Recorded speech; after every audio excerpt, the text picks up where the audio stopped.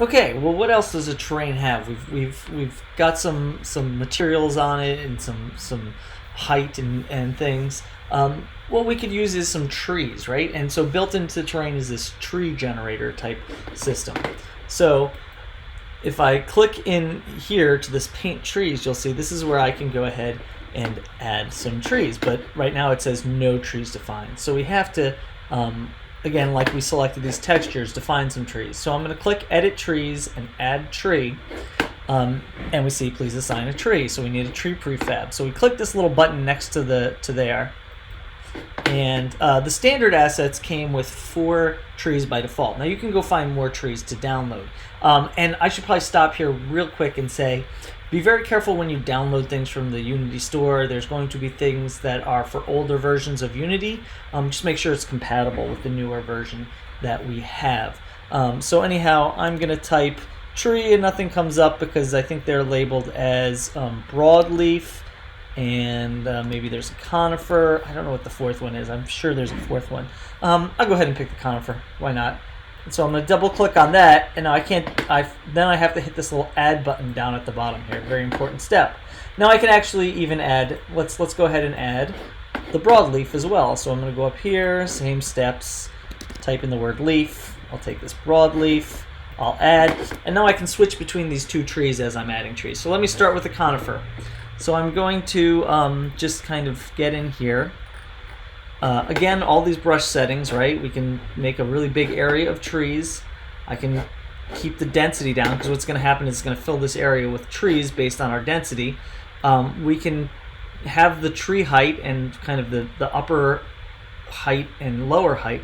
And so this is stuff you're just going to have to play with, test out in your first-person controller to see if they're of the right height. So really all I'm going to do right now is just click and look. Placed all these trees. I can then go click on my broadleaf. I'll place some of those trees, right? Again, if I could really hold down, I can really populate and make it a real foresty scene.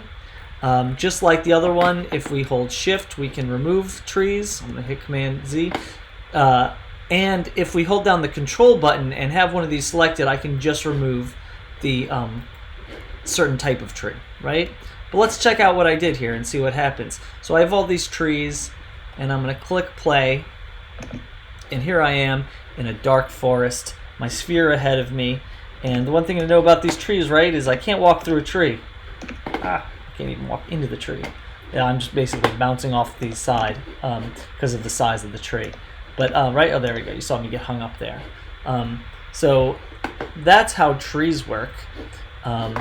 And that's handy, right? Now we might not want just trees, so I'm going to go ahead and remove some of these trees because there's just too many trees. Just too many trees.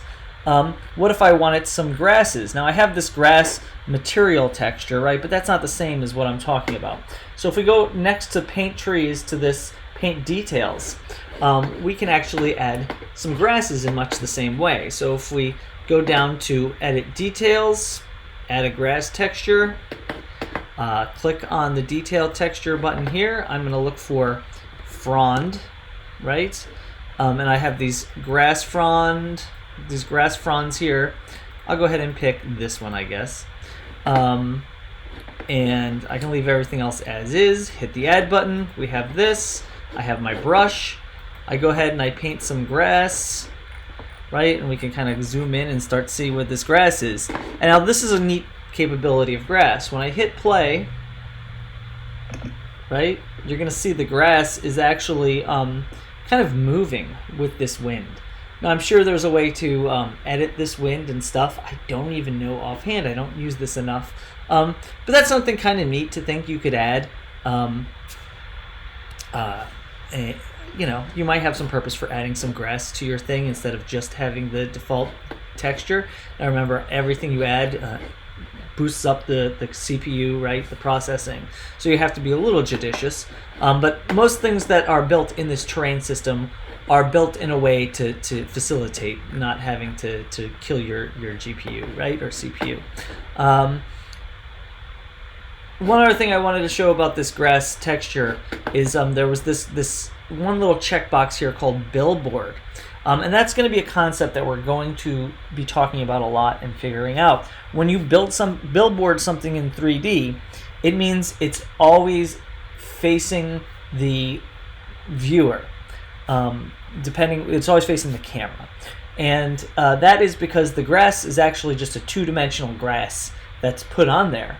And so to fake that it's dimensional, it would just always be facing the viewer, which we could see if we kind of, right, as we move around, the grass just kind of shifts so that it's always viewing. It's always pointing right at us, the viewer. And so that's adding trees and grass. So why don't you go ahead and do some of that in your project now.